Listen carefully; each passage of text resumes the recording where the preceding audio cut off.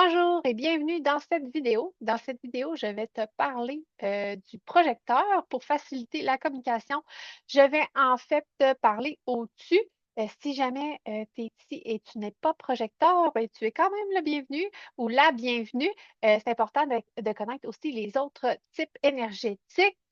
Alors, on va commencer. Donc, le projecteur, comme son nom l'indique, il projette. En fait, le projecteur, son aura est pénétrante, ce qui fait en sorte qu'il va avoir une vue d'ensemble, qui est capable de voir le potentiel des autres, aussi les blocages des autres, ce qui l'aide en fait à guider.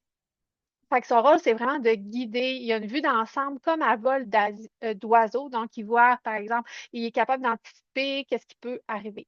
Et dans ses forces, tu es capable d'optimiser les processus. Tu es capable d'implémenter des nouveaux systèmes pour améliorer vraiment les choses.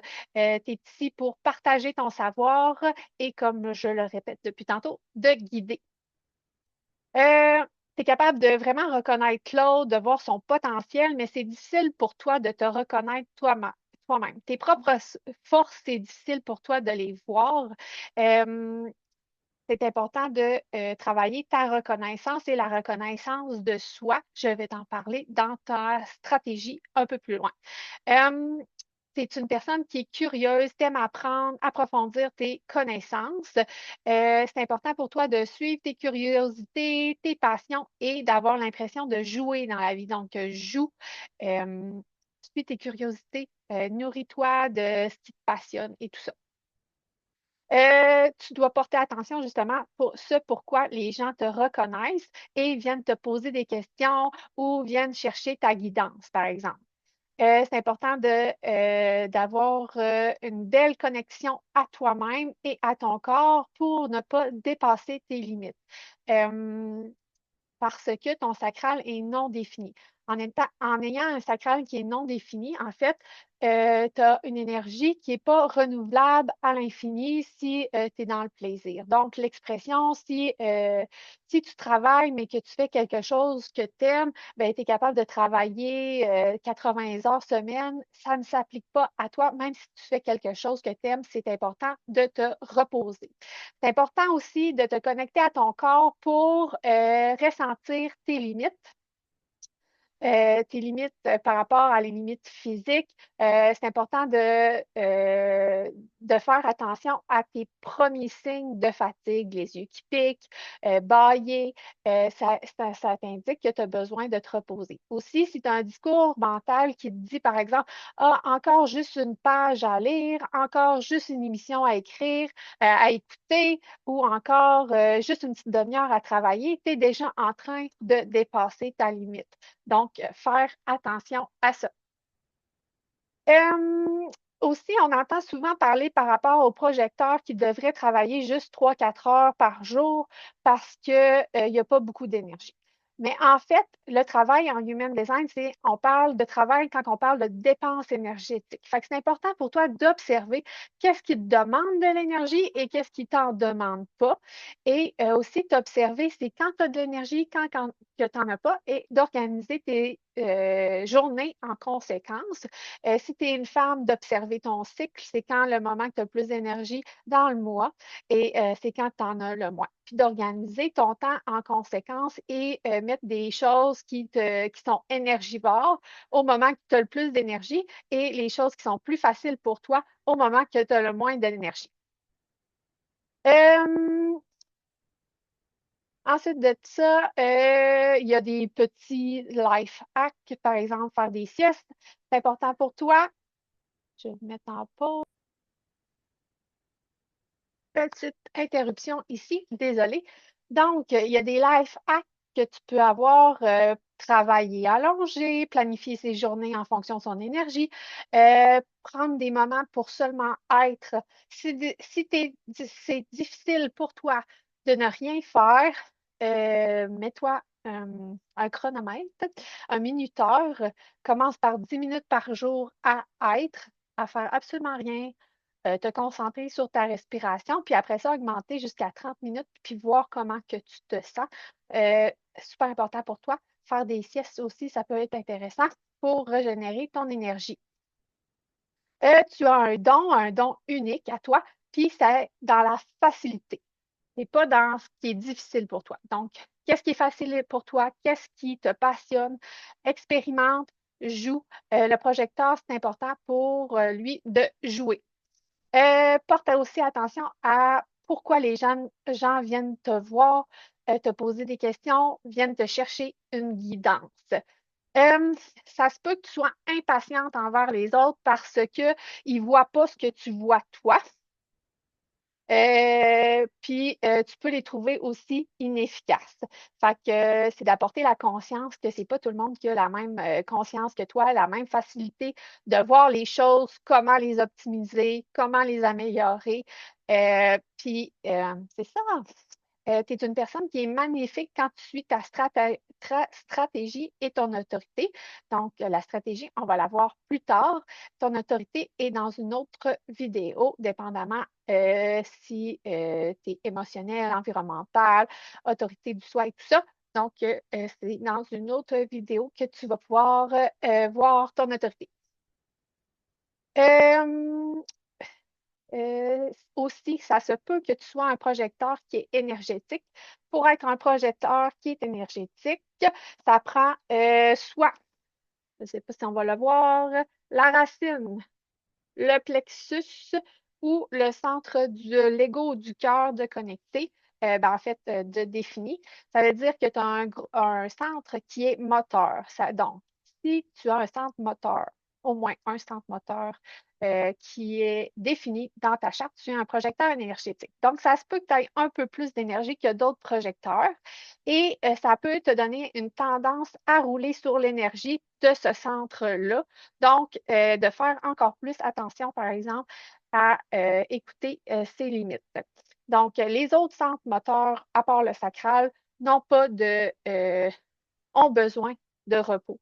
Il y a toujours, par exemple, le plexus, l'énergie va redescendre, le cœur aussi, et la racine aussi, c'est une pulsion. Donc, ce n'est pas toujours en continu. Fait que c'est important de faire attention à ça, de ne pas toujours rouler et d'outrepasser ses limites d'énergie. Maintenant, on arrive dans la stratégie. Et la stratégie du projecteur est d'attendre l'invitation. Et lorsqu'on dit d'attendre l'invitation, c'est pas d'attendre tout seul chez vous que quelqu'un vienne te proposer quelque chose. Donc, puis c'est d'attendre l'invitation, c'est pas en tout temps, là. Si tu as faim, mange, là. Attends pas que quelqu'un te propose de manger. J'exagère un peu, mais en fait, l'attente d'invitation, c'est en l'échange énergétique. Donc, c'est quand que tu es en contact avec quelqu'un, euh, surtout pour partager ton opinion, par exemple, faire un projet quand ça demande d'autres personnes.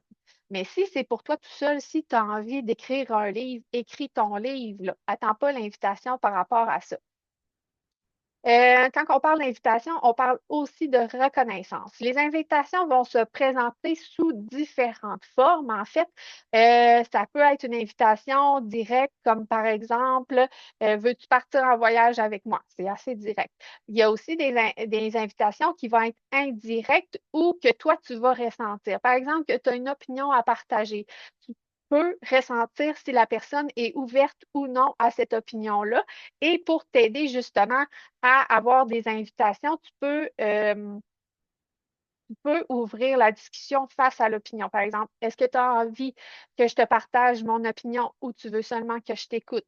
Est-ce que tu as envie de voir ma perspective pour justement pas tomber dans l'amertume ou que la personne se referme ou que tu te refermes toi en conséquence d'avoir justement pas attendu l'invitation?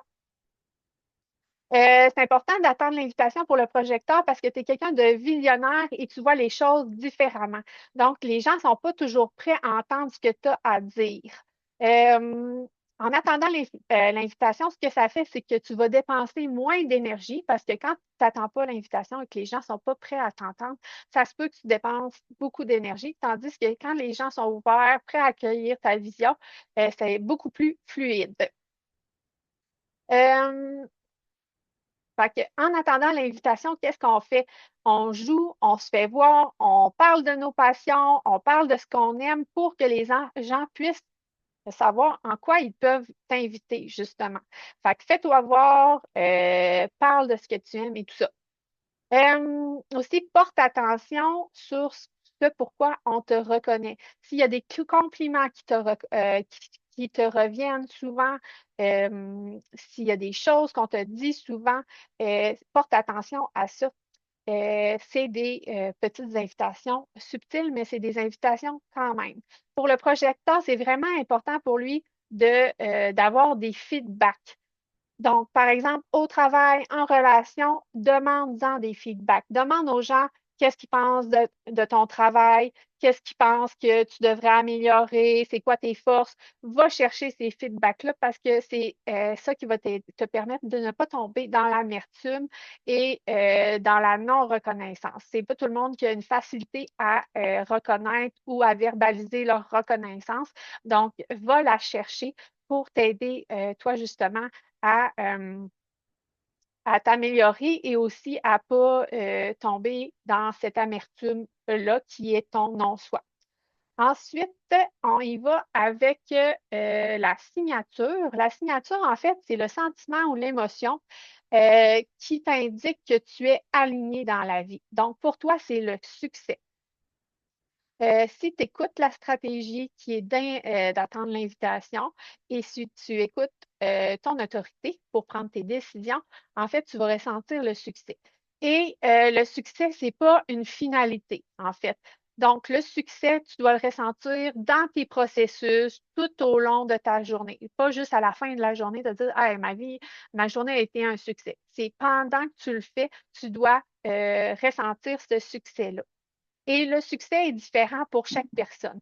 Donc, c'est vraiment intéressant pour toi de te demander c'est quoi ça veut dire pour moi le succès. De vraiment définir ce mot-là pour toi et qu'est-ce que ça veut dire pour toi le succès? Ça se peut que ça change dans la vie selon ce que tu vis, selon tes valeurs qui évoluent et tout ça. Euh, tu vas ressentir le succès quand tu guides bien les autres, en posant les bonnes questions, et en leur faisant des suggestions sans imposer ta vision. Puis surtout quand tu es invité à le faire. Quand tu es dans le bon environnement, entouré des bonnes personnes, puis que tu as pris tes bonnes décisions, c'est là que tu vas ressentir le succès. Et on tombe maintenant dans le non-soi. Le non-soi, c'est ce qui va t'indiquer que tu n'as pas écouté ta stratégie ni ton autorité. Et souvent, quand on commence avec le Human Design et qu'on commence à se guider avec ça, c'est ce qu'on va ressentir le plus et ce qui va nous guider le plus pour pouvoir se réorienter. Donc, pour toi, c'est l'amertume. L'amertume, c'est toujours par rapport à une autre personne. Donc, c'est toujours en relation. C'est par exemple quand tu dis j'y avais dit, pourtant, pourquoi qu'il a fait ça pareil? Euh, Quand tu sens que tu manques de reconnaissance, tu vas tomber dans l'amertume et souvent, c'est que tu n'as pas écouté ta stratégie et ton autorité. Fait que quand tu vas ressentir cette émotion-là dans ta journée, tu peux te demander comment que je pourrais transformer ma journée en succès, comment je peux me réorienter vers le succès. Et c'est te demander aussi en rétrospection comment je suis tombée dans l'amertume. Est-ce que je suis allée au-delà de mes limites d'énergie? Est-ce que j'ai donné mon opinion alors que je ne chantais pas l'ouverture? Est-ce que, par exemple, ouais, c'est ça. Est-ce que j'ai voulu pousser plus? Est-ce que j'ai voulu convaincre quelqu'un, par exemple? Aussi, le projecteur n'est pas là pour tout faire seul, il a besoin des autres. Donc, tu peux tomber dans l'amertume en te disant, OK, c'est beau, je vais m'organiser tout seul, j'y vais tout seul. Fait que c'est là que tu peux tomber vraiment amer puis aller au-delà de tes limites. Euh, Et c'est pas mal tout pour le projecteur. J'ai fait le tour de mes notes. Les questions que tu pourrais te poser en fin de journée, justement, pour faire ton journaling, si c'est quelque chose qui t'intéresse, c'est quand j'ai senti le succès aujourd'hui. Quand je me suis sentie amère aujourd'hui et par rapport à ces deux questions-là, qu'est-ce qui s'est passé? Comment j'ai agi? Est-ce que j'étais consciente de moi-même? Est-ce que j'étais connectée? Est-ce que j'ai suivi ma stratégie et mon autorité? Alors voilà, si jamais tu as des questions, tu peux me laisser des commentaires, puis on se voit dans une prochaine vidéo. Bonne journée!